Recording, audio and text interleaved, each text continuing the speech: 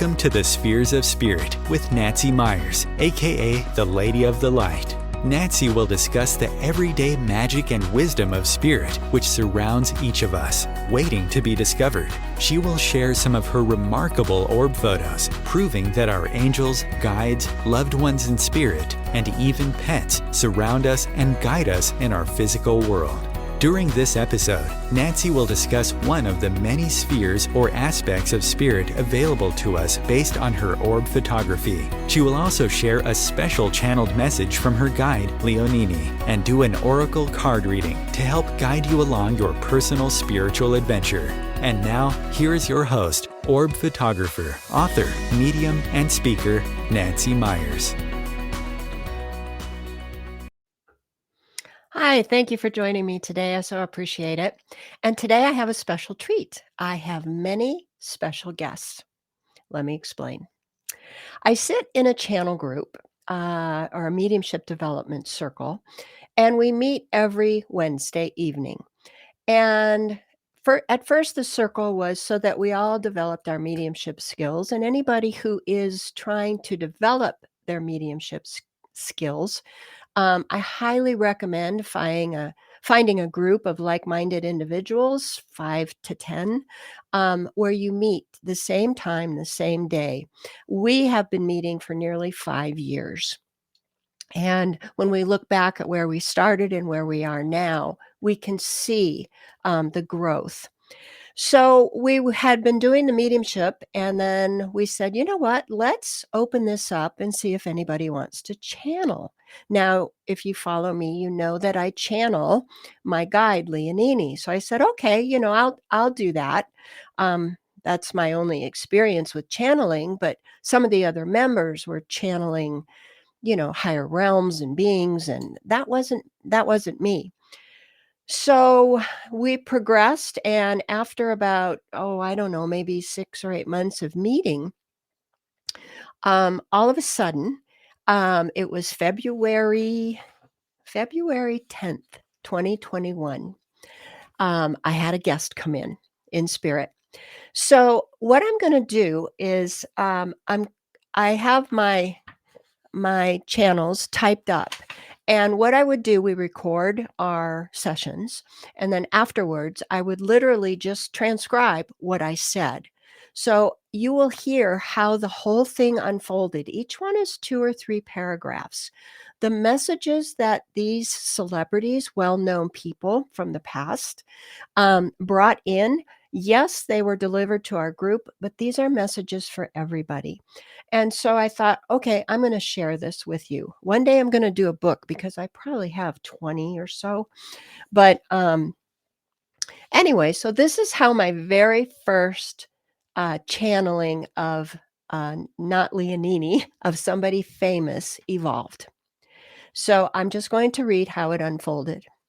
I have a male in spirit feeling like 1930s on an ocean vessel or liner and walking the wooden planks on the deck. I know it's cold because he's dressed in wool or tweed, smoking a pipe, and he's pacing with 1 or 2 arms behind his back. Very deep in thought, gives me the feeling that he was a deep thinker, avid reading, and possibly a writer. He would go on these long cruises in the colder climates. He enjoyed being on the ocean because it gave him time. He liked being alone and working. He looks like Sherlock Holmes, who is a fictional character I know, but I'm wondering if this is Arthur Conan Doyle. Lights blinked on and off. The lights above me right now. As soon as I said that, they blinked. And I said, but anyway, don't know if he played chess, but he's showing me a chessboard. He wants to talk about when he played chess, or to write a story, he would lay the whole thing in front of him like a chess match. He would plan everything to the smallest detail and picture it in his mind. He's talking about picturing things in his mind, but not just pictures. He wants us to concentrate on the littlest details of images in our mind. If there is a door, then if there is a corner, he said, go around the corner. If there is that door, open that door and see what's behind that door. What's on the desk? If there's a desk in the room, open the drawer. Now, these are all things that happen when we are bringing in spirit. They'll show us these images. So he's explaining to us, you can go deeper. He said, he says you won't be able to see things the same way again. But once you train yourself to always be looking for the clues, it will become second nature. And then he started channeling. He said, and this is him speaking through me, it changes the whole way you look at things. Yes, life is a mystery. Afterlife is a mystery for you now. But as you decipher the clues, the plot is revealed. Be alert. Don't assume. Don't take for granted because you have seen something once that when you look at it, you can't see it in a different light. You are all good at solving the mysteries. We will teach you to do it faster. It's okay to be contemplative, to go with and within and think. Take the time to do that. Mull it around in your mind and look at it from every angle, because from every angle you see a different perspective. And with that, he showed me he took off his hat, took a puff on his pipe, and walked down the deck. That was, I mean, hopefully you can picture what I was seeing as I was reading that. Now, I had no information on Arthur Conan Doyle other than I knew that he was the author of Sherlock Holmes. So I had to do a little research. I go, okay, if this was really Arthur Conan Doyle, I need to find something out about him. So remember, he talked about the chess game. So what I found out was during his youth, Arthur Conan Doyle won a chess tournament organized by a local newspaper.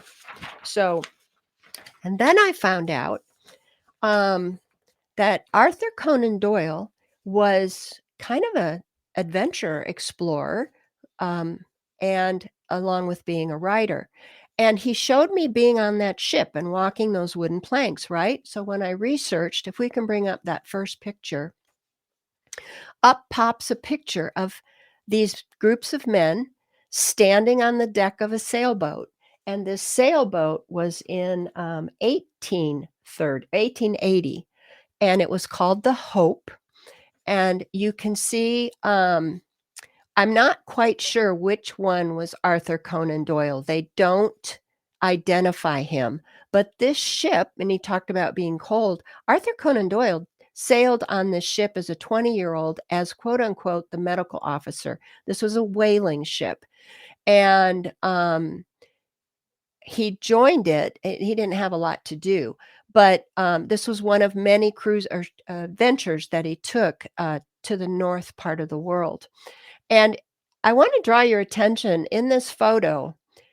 Remember, he was 20 years old. So I think he may be the one standing in the back next to the gentleman in the top hat. But if you look to the right side, my right, there's a gentleman there standing with kind of looks like Sherlock Holmes kind of hat and pipe. And I'm wondering, this is me just talking, is that his inspiration? Was this gentleman his inspiration for the Sherlock Holmes character? So now I didn't put this up, but on my website, I went out that night and I took a picture, and there was an orb, and I could see Arthur Conan Doyle in the orb. But anyway, so for me, my first channel, here comes Arthur Conan Doyle, which was so perfect. His messages were awesome. He said, we're going to be here to help you. And he was a huge spiritualist. So I didn't invite him in. He just came in, but I was thrilled. So the next one that I want, and I'm not doing this, I'm skipping some because some of these people will be more interesting for you during this podcast. So the next one I want to talk about, and yes, this is Amelia Earhart. And she came in, a couple weeks after Arthur Conan Doyle. And it was February 24th, 2021. Now, why do these people choose to come in through me? I don't know, but one of the members of our circle, her grandfather was a very famous pilot, and he knew Amelia Earhart. So maybe that was the connection of her coming in. So I'd like to share with you what she said and how she came through. I have Amelia Earhart. I can literally see her standing here. She is in her leather cap, and the goggles are on top. She is in a brown leather jacket and pants that almost look like riding pants, high boots, and white scarf. She is smiling and seems very pleasant. I can really sense her. She's very strong. So I asked her what happened, and my head started to hurt right here. And I was grabbing the left side of my head. And I feel like she passed in the crash from a head injury. And then I felt this cold rush, like from my feet all the way up. It was like cold water surrounded me. And I feel like she wanted to tell me what happened and how she perished. So let me see if I can. I keep hearing her saying over and over again, plot your course, plot your course. And she was like, she has this like fold out map, the kind that I can never fold up, right? And she said, fear can interfere into your goals and your dreams. She never thought about fear. She just had a mindset that she was just never, ever going to fail. She said she wouldn't let that enter into her mind because the fear would interfere. As soon as the fear crept in, like that something could happen, then that is what she would then concentrate on, and it would overtake what it was she was trying to do. So it wasn't that she was fearless, she's saying. She just didn't allow it to have a presence with what it was she was trying to accomplish. She is playing down her courage. I didn't do anything extraordinary, she says to me. Well, that's debatable. And I had no special talent. Again, debatable. She said I had a dream and a focus. She emphasized focus. And then she said, when you set out on a new path, a new course, you need to plot your course, map it out, see the start and finish, and the space between. And that space between is your line of focus, especially with your work, she said. I attempted the impossible. I attempted the never before. Your work will take you to the impossible, to the never before done. But it is only because it hasn't been done yet, she said. I tried to circle the globe. You can circle the universe. There is no such thing as impossible. Everything is possible. Just don't let fear interfere. And I found this quote from Amelia Earhart. She said, but what do dreams know of boundaries? Never interrupt someone doing something you said couldn't be done. Some of us have great runways already built for us. So I thought that was pretty powerful. And that night is when I captured this orb. I outlined her um, in the little spot on the left there. Um, and I know it might be difficult for you to see her, but if you look for the white scarf and the hat and the goggles, maybe you can tune into her. But I thought that was pretty amazing. And they think, the news release came out last week, they think they may have discovered her plane at the bottom of the ocean. And so they're going to try and get a team together and send down a camera and stuff and see if that's truly her plane. So I thought her message was the messages that I'm receiving from these people are tied into their talents. It's really remarkable. So thank you, Chris, for that picture. So the next one I want to share with you, this happened on August 17th, 2022. So what we do in Circle is we meet, we say our prayers, and then we go off and we do a little meditation. And it's during that meditation when if someone famous, these celebrities are going to come in is when they first contact me. So let me read this one because I think you will enjoy this.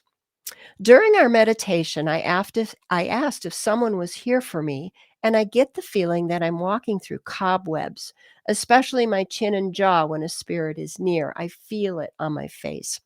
So I asked, "Who are you? Please show me something." The image that popped into my head was this woman sitting there in a full skirt in a log cabin kind of house, and I see that the US flag is draped over her lap. So I said, "Oh, Betsy Ross?" She kind of winked at me.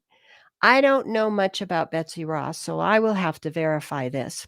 So I asked her if I do have Betsy Ross tell me something that I don't know. And immediately I heard Elizabeth Ross. I don't know if her name was Elizabeth and she went by Betsy, but I heard Betsy Elizabeth Ross. So I said, okay. So I don't know if this is documented, but she's showing me herself as small in stature and a little stout. Also, of course, she was a seamstress, as we all know, but she said she has been stitching, as she calls it, since she was about 12 years old. She said the constant sewing in poor light affected her eyes. Not sure why she needs to say this about her age. I asked her if she was sewing for women, and she said yes, but also for men. We had to sew men's clothes also. She then showed me men's breeches, that's what she called them, breeches, and vests. That's how she contributed to the family income. I asked if she had children, and she said yes, 2 and then 2. And I feel she may have lost a child. She said she had something to do with uniforms and sewing the uniforms for the men. She was proud of that, and she said that part doesn't get much attention. That is what led her to being asked to sew the flag. There was some kind of connection with the Army and her husband through George Washington. I think she was asked to sew something for him other than the flag, George Washington, or before the flag. I'm hearing a coat. She also tells me that her eyesight suffered, again, from sewing in dim light. So, what she wants to impart on us is this. She was very humble and very honored to have been asked to do the flag. It never went to her head, and she wants to talk about, well, she says, here I was, a girl of 12, simply stitching away, never dreaming that the ability or that ability, that talent would lead to something as important as designing and sewing the first flag. Do not ever underestimate what you are drawn to do. Don't ever minimize what you are drawn to do because you have no idea the importance of gifts, any gifts, even if you feel they are small gifts. They are not. Do not rate others or believe that others rank above you or below you. The gifts you all have are all so very important. The gift of one may be admired by another when that person thinks, oh, this is nothing. Trust that each of you play an important role in bringing together the fabric, the very fabric of what it means to be alive. If you drop one stitch, there is a weakness. So embrace all, honor all, and love all. And that's it. Poof, she was gone. So what I found out, I had to research. I knew a little bit about Betsy Ross, but very limited again. She was born Elizabeth, and her sister was working in an upholstery business. And one day when Betsy was 12, she went to visit her sister at the upholstery business, and someone was having problems with whatever they were working on. And Betsy walked up to her, 12-year-old girl, and told her how to fix it. Well, the owner of the upholstery factory was so impressed that he offered her a job at 12 years old. So when she came in and said, I've been doing this since I was 12, that's when she started in the factory. She married twice, and she had, let me see, I'll cut through some of this here. Her first husband passed away, and they had set up an upholstery business themselves. So, according to a speech her grandson gave to the Historical Society of Pennsylvania, um, he said George Washington, along with two other people, Robert Morris and her husband George Ross, visited the upholstery shop. Washington and the two other members of the Continental Congress brought a rough sketch of a flag with 13 stripes and the stars, 6-pointed stars. Ross suggested that the 6-pointed stars be changed to 5-pointed stars because they were easier to make. And she showed them on a piece of paper how she could do that. She did have 4 children, and she did lose her third daughter. She was in poor health. Although she lived a long life, she continued to work until she retired at the age of 76. But by that time, remember she talked several times about how poor her eyesight was. By the time she was retired, she was almost completely blind. I didn't know that. But again, what an interesting way to tailor her message around what we knew her for. And that was just incredible. So I didn't capture her in an orb. So I will move now to my next amazing channel. If you followed me, you might have seen one of my podcasts. And when I was in the Louvre, it was called Faces, Orbs and Faces, or something like that. And one of the orbs I showed on my podcast was when I was in France, in Paris, and I went to the Louvre Museum and I saw the Mona Lisa, and I put my camera up because I couldn't get close. So I just held my camera up and took a picture. And there was a beautiful purple orb right smack dab in the middle of the Mona Lisa. And when I looked at it, I go, I can see Leonardo da Vinci. Some people can't. This is one that I have to put my spirit vision on, but I can see it. But anyway, so this happened July last year, July 5th. So here I go. When we were in meditation, I know I had a powerful spirit because I could feel him on my face, again, that cobweb, and I know I had a man in spirit. The first thing that he showed me was an easel and a blank canvas on the easel. I thought maybe one of you had someone in spirit who was a painter. He said, no. So I said, okay, who is this? When I say I thought one of you had a loved one in spirit, I was talking to my group mates. So I said, okay, who is this? And the spirit started talking, and he was a little gruff and he was a little short in his responses. It's like he has no patience for stupid people. And he tells me, do you think I stood in front of that canvas and immediately created a masterpiece? That's not how it works.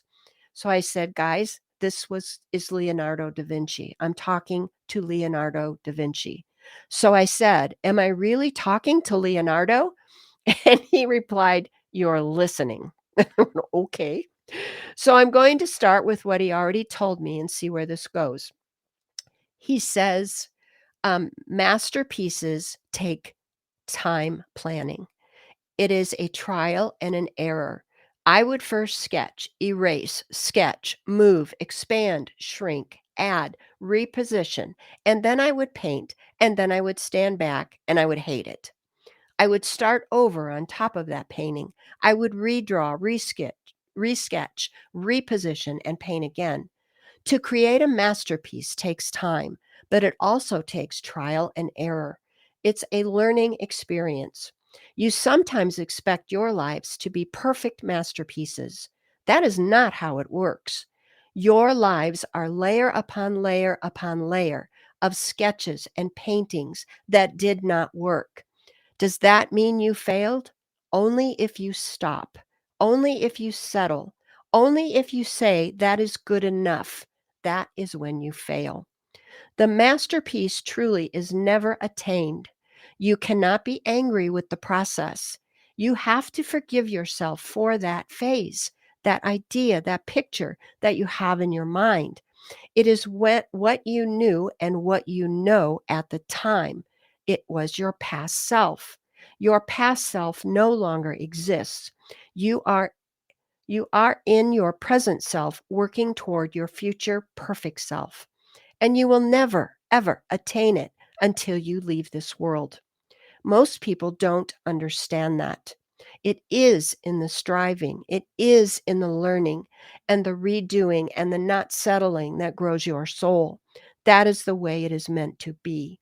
If you reach perfection in this world, you are no longer of this world. It's not going to happen. People think I was the master. I'm not the master. There is only one master. But even with the talents that I had, the talents that were given to me by the master, I never attained mastery. I knew that. Think not that you have reached the goal of mastery, because if you believe you have reached that goal, you are lost. Wow.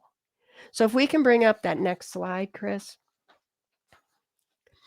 This was a quote I found after I channeled this, and it said, "Art is never finished, only abandoned." So, and there is a person in there, and it kind of looks like Leonardo. I don't know if you can see it, but I can.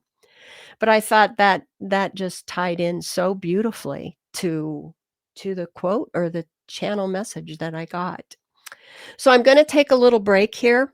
When I come back, we're going to hear from Helen Keller and Benjamin Franklin. And if I have time, I'll add in one more. But I also have a remarkable message from Leonini, and then I'll do the card reading. So we'll be right back. Om Times TV. The story told in Entering the Light Fantastic, Discovering Life After Life Through Orbs, is about Nancy Meyer's spiritual and emotional rising from the devastating ashes of loss caused by the sudden and unexpected passing of her son Robbie. Just like the legend of the reborn phoenix, Nancy's life purpose and focus was transformed. With the help from her son in spirit, Nancy found herself providing proof through orbs that our souls do not die with our bodies. In her second book, Encircled by the Light Fantastic, A Deeper Journey into the Light with Orbs, Nancy continues chronicling her path of gaining spiritual knowledge and expanding acceptance of what is possible, while traveling to many sacred and ancient sites around the world. She shares these experiences with you along with her photographs of remarkable spirit encounters.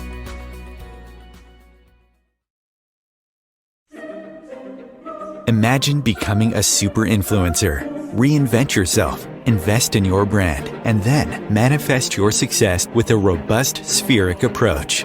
Om Times Media and Broadcasting offers a unique and multifaceted way to become the spiritual and conscious influencer you deserve to be by putting your message across our powerful platform with its proven record of integrity and excellence. Through our produced shows, Om Times offers the opportunity to become a social media TV personality, a radio show host, an Om Times magazine columnist, and a syndicated podcaster, all in one shot. By live streaming your show on Om Times TV and broadcasting it across the extensive Om Times radio and TV networks, you become more than a host. You become an ambassador and a force for positive change. Om Times. Open yourself to the possibilities.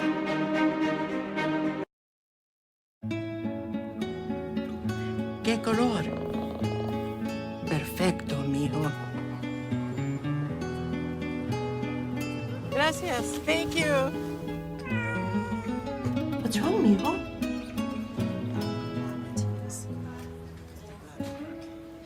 Donating to a pet's medical care is one of the many ways you can help families in your community. Pets and people belong together. Learn more at petsandpeopletogether.org. And we're back. I sure hope you're enjoying these because to me, these are quite incredible. So this next one also happened in 2021, and here's how it unfolded. So I'm sitting here and I have a burning sensation in both my eyes. So I asked, Spirit, are you blind? Yes, was the answer. So I'm talking to a blind woman, and then she let me know that she was Helen Keller and gave me a whole bunch of information, and I'll try to relay it to you. So She says, I'm holding myself up as an example of what you need to strive for. You need to hear nothing, see nothing, so that you connect on levels that you haven't quite reached before. I'm going to now speak as her. Once I learned the language and I could form the words in my head, I knew I could communicate on a level other than verbal. I would communicate telepathically. I could sense and see, in air quotes.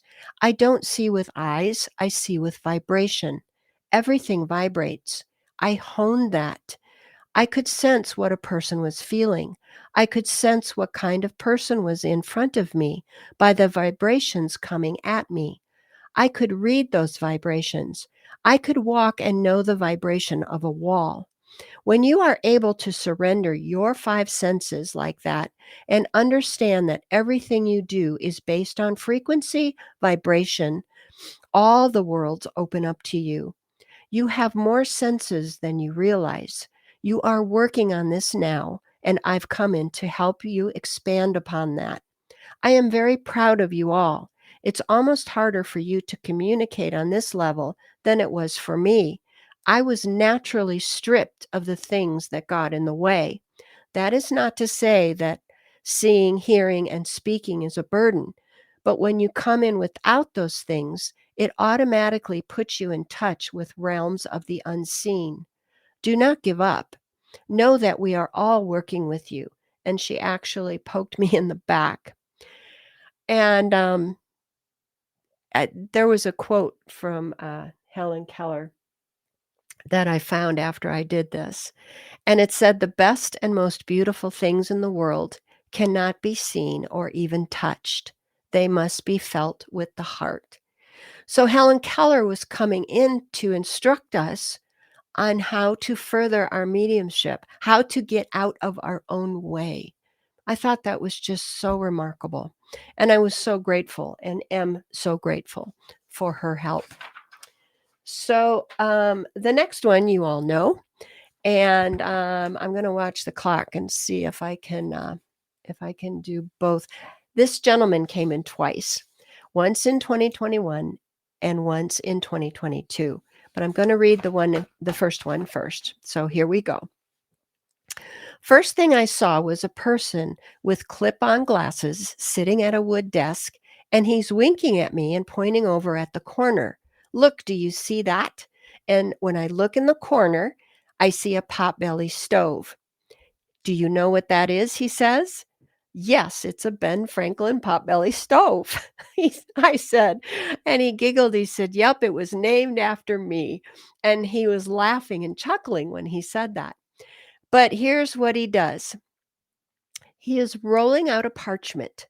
It starts out the Declaration of, and we all know that it's the Declaration of Independence. But he crosses that word of and says it is now the Declaration of Unity. And then it goes down, then he goes down to the line, we the people. He crosses off we, and it now reads you the people. Continuing of the United States, he crosses off states and writes in of the universe and federation. Under God have been given crosses. He crosses off given and adds bestowed, inalienable rights, crosses off rights and replaces it with gifts. These gifts, this union, is for the betterment of all. All are equal. I think I was mixing them up, but he says, no, all men are created equal. He crossed off men and said, all beings are created equal. What you don't realize is that this declaration was not, and had not originated in this plane, your world, he said. You are united with all beings far beyond the earthly plane. Do not limit yourself or make yourself smaller than you are. With a few changes, this important document explains everything. We will help you. It is important that you continue this work. And he shows me the flag, and the flag has one star, and then it turns into billions of stars that explode and unify. Now he's taking a big quill pen, and I see at the bottom all of the signatures of the document. He's crossing those out and adding one word in big letters: love. Now he is sitting back, pulling down his vest, lighting his pipe, and said, "Okay, now let's get to work." I just found that so amazing that here he rolls out this sacred document to the United States and what we were all based on, and he said, "No, now let me show you what this can really mean." And I'm watching the time. Okay, so that was the first time he came in. Here's the second time. As I was meditating, the first thing I felt was as if I was wearing pinch glasses, little round pinch glasses with a string that went down that hung on his vest or shirt. Okay, so you have glasses, so please, Spirit, show me more. And it is definitely a male in spirit, and he's a little pudgy, thinning hair, and he showed me that he was at this big wooden table-like thing. As I'm looking at him, he showed me that he had a big, heavy apron. It's not a cooking apron, but an apron to protect his clothes. You know, those sleeve protectors. He's showing me that he's wearing those too. So I asked him why all the protection. Anyway, I believe I finally got that he was typesetting in a very old printing press. The press he is showing me is the kind that he would put in the type, put in a sheet of paper, and squeeze it down. I see him taking this big sheet of paper off the press. So I'm asking him, "Who are you?" But I'm trying not to get in my head, but I think it is Benjamin Franklin again. I don't know if he actually printed a newspaper, but I feel like he's printing a daily paper. He was really strong in my face here, and he wants me to see what he's printing on this paper. It's big headlines, like the headlines are 3 inches tall. The first word that I see is surrender, with an old-style exclamation on it. But it is a good kind of surrender. The second newspaper headline looks like it says peace. I'm trying to connect with him better, and I know that he is trying really, really hard to get through. I feel like I'm just messing this up, so bear with me, please. So let me ask him about the message. So he said, "I don't know if I'm going to start to channel him or just relay his message, so let me keep talking." And then all of a sudden he said, through me, "You are now typesetters. You set the type. You determine the words. You determine the future. This is a press of the future. This is what you are capable of. You just don't know it yet. Your actions, and not just those in this group, your actions, humanity actions at this time set the type for the future. This is a very pivotal moment. There can be great change. There is opportunity like never before. But you must set the type carefully. You must all work together like never before. But you must set the type carefully. You must all work together. What good is a paper if no one sees it? You must develop the network with each other for the greatest good available. Papers are judged by their circulation. You have the ability to have circulation worldwide. Be mindful of the print that you read. Don't let it take you off course. Do not be in a hurry, but there is an urgency. Check for mistakes. These can be easily corrected. Remember the power of the printing press. It changed the world, and your printing press of today can do the same. Do not despair. There is a multitude on this side assisting you. We hear your prayers. We are with you, and remember that the greatest power is always love. And with that, he was gone, and he left me so dizzy, which doesn't happen very often. So I looked up some things. I did not know that Benjamin Franklin, yes, he printed his own paper. And then he did wear those leather aprons that he showed me, and he was very clear about that. Well, Benjamin Franklin actually started a club. It was called the Leather Apron Club, and it was with 12 other members. And their motto was individual improvement and that of society. That club lasted 38 years. So it was a very important part to him. So again, that's what he's showing me to prove that, yes, I'm talking or listening, channeling Benjamin Franklin. So if we can bring up that next slide, and then this was a quote that I found from Benjamin Franklin shortly after, again, that I channeled him, and I paired it up with a beautiful orb. Here is my creed. I believe in one God, creator of the universe, that he governs it by his providence, that he ought to be worshipped, that the most acceptable service we render him is doing good to his other children, that the soul of man is immortal and will be treated with justice in another life, respecting its conduct in this. So he was a bit of a spiritual man too. So I'm going to now, I'm watching the time because I want to make sure that I get to Leonini's message. So this one came in the summer of 2021. And it's I'm just going to read the channel, and then I'm going to tell you something about this man, okay? I was not familiar with this man at all. So during the meditation, I said, so now I know I have a male in spirit, and I know he is an Asian man, and I know he is older. He is a very strong spirit. Strong spirits for me light up my face, and he is lighting up my face. Again, those tingles. He makes me feel like I believe. I'm just going to stay with Asian, but I don't know what part of Asia. I don't know if he's Chinese or whatever. Anyway, I know that he has a very long mustache. He made me feel that. He's standing there in a silk type robe with very long and wide sleeves, and his hands are tucked inside the sleeves, and he's just standing there. I feel like he was a man of importance, even a leader of some kind.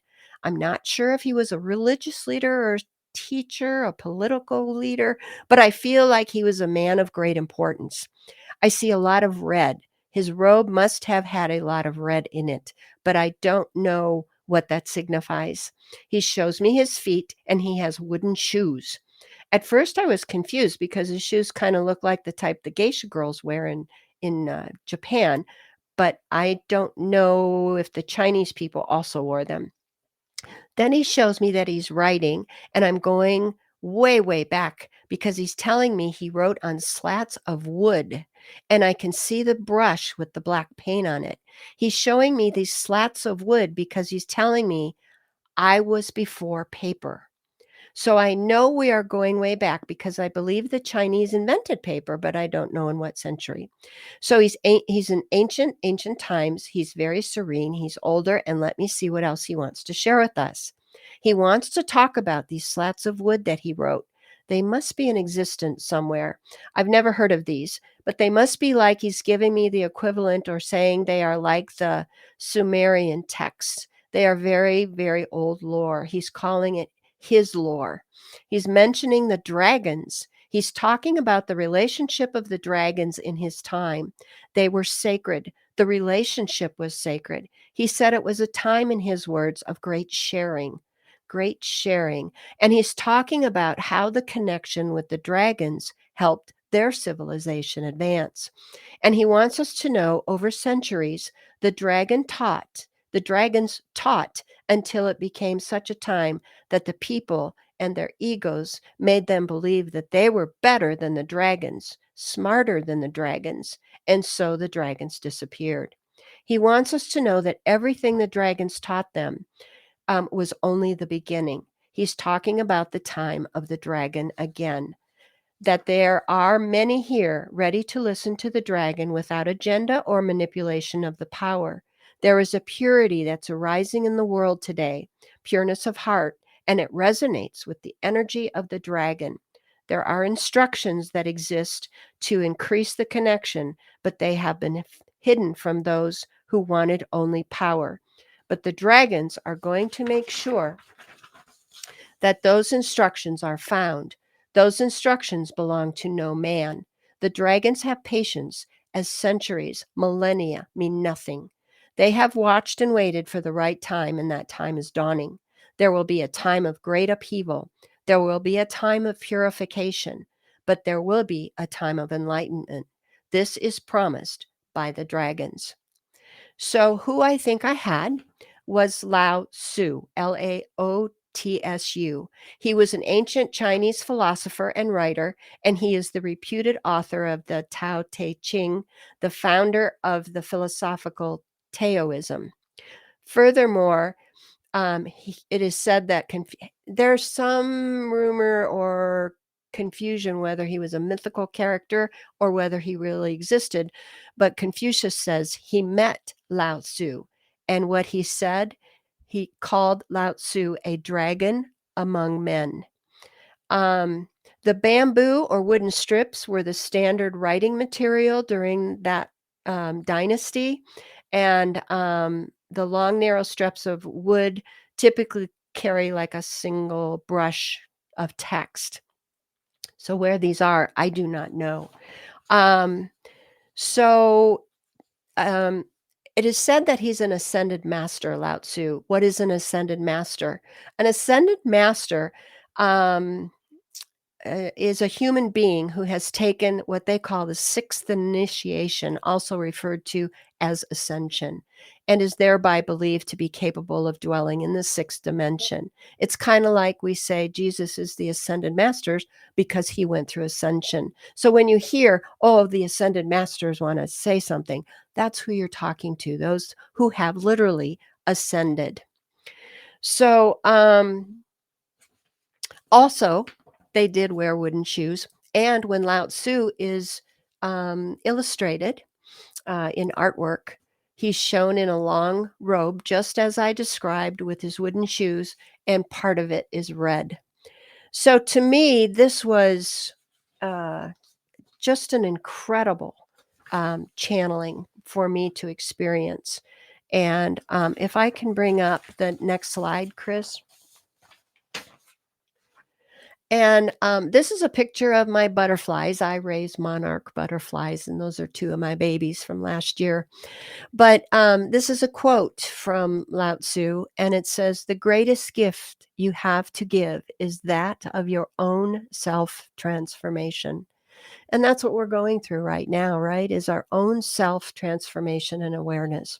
So for him to come in and talk through me, I was so honored. It was just an incredible experience.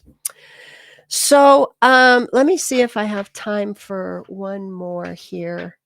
No, I really don't. So I want to talk about some of these channels that I've done. I have probably 20, 25 of these.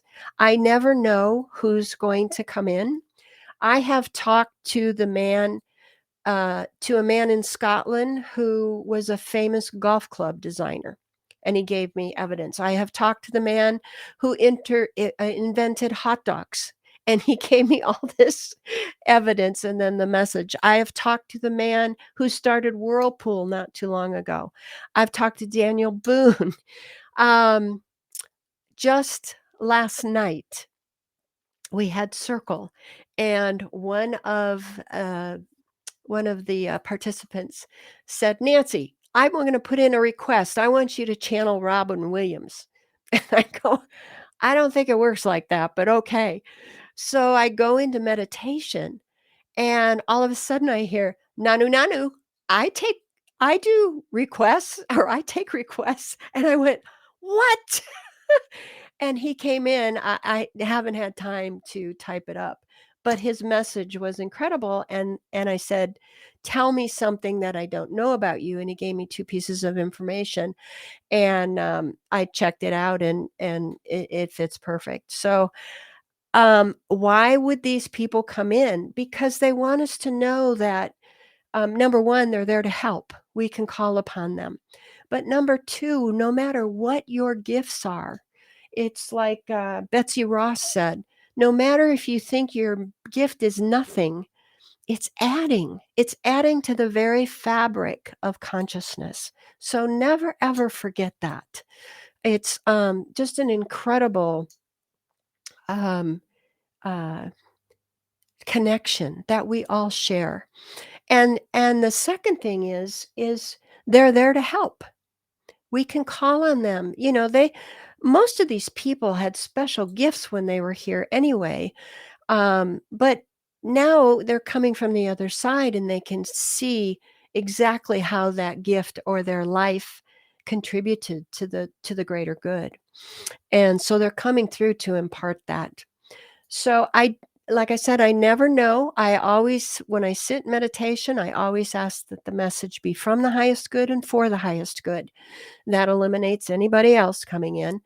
And I don't know if I'm going to bring a spirit of a loved one, of a participant of our group, or if these people are going to come in and channel. So it's quite amazing and quite fun. And I was quite excited to talk to Robin Williams last night. So, yeah, the guy I also talked to the guy. I mean, you know what I love? I get these people that I know nothing about, I've never heard of. And one of the persons was a balloonist that flew for Barnum and Bailey Circus. And I researched his life, and everything that came in was him. So the guy that started, like I said, Whirlpool, and I talked to Robert Fulton, and I am going to do a book. I want to get a little bit more. So I sit and ask my guide, Leonini, who I do channel, for a message to give me a message for the podcast. And this one just knocked my socks off. I hope it touches you as it did me. Maybe she didn't want to be outdone. So here we go. When something is difficult to find, you say you are looking for a needle in a haystack. It implies that the needle is virtually hidden and cannot be found. There have been many truths hidden from you. There are many haystacks and needles of truth waiting to be rediscovered. But it is not as difficult as you might imagine to find these needles, these truths. You have the ability and the power to summon the needle of truth no matter where it is hidden. Imagine sitting in front of a haystack and dropping into a meditative state and commanding, yes, commanding the needle of truth to rise. When you open yourself to receive that truth, it will find you. That is all it takes. You hold that power within you. This is the time for all truths that have been hidden to once again emerge from the darkness. And as these truths come to light, the haystack, which represents those that have hidden them, will crumble and blow away in the wind. You are entering a time of knowledge. Use it wisely. I went, wow. So I will post that on my site too. So the card deck that I want to pull a card is from my old standby, my very first deck. And this is called Healing with the Angels. And I was guided to draw a card for you from this deck today. So I'm going to shuffle it. I sure hope you enjoyed this and that the messages touched you in some way. I find the wisdom that comes through these messages is incredible. That's when I know it doesn't come from me, it comes to me. I'm not that smart, guys. I can't make that up. So, okay, so let's do this card here for you, and we'll see what it is here. So 1, 2, 3, 4, 5, 6, 7, 8. Okay, so the card that I'm turning over, it says listening. So Leonini's message was drop down into your heart, listen, connect, take that time, clear out the clutter. Spirit is right here. They want to share with us their messages, but they can't share it if we're not listening. So please take time. If you haven't meditated for a while, get back in it again. If you've never meditated, start with 2 or 3 minutes. That's all it takes. But we need to stop the chatter and listen. So I hope you enjoyed today's podcast and all my special guests. I thank them. And I will see you next time. Take care now. Bye-bye.